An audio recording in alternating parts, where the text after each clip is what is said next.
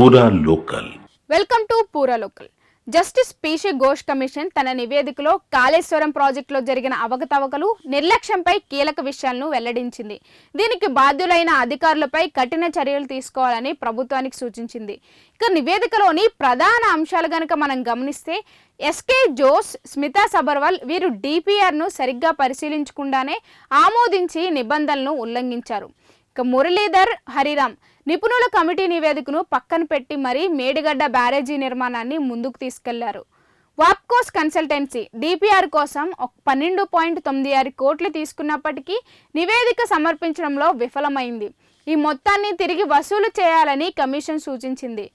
శంకర్ నాయక్ వరద ప్రవాహం విషయంలో నిర్లక్ష్యం చూపించి అన్నారం, సుందిళ్ల బ్యారేజీల నిర్మాణ స్థలాలను మార్చారు. సిడిఓ ఇంజనీర్లు సరైన సమాచారం లేకుండానే డిజైన్లు, డ్రాయింగ్లు తయారు చేశారు. గుత్తేదారులకు లబ్ధి.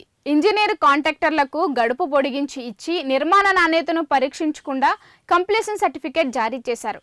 నష్టం, నిర్లక్ష్యం.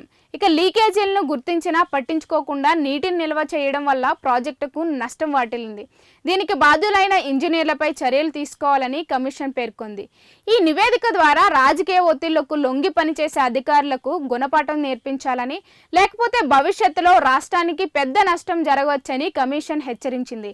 నివేదికలో పేర్కొన్న అధికారులపై తక్షణమే చర్యలు తీసుకోవాలని ప్రభుత్వానికి స్పష్టం చేసింది.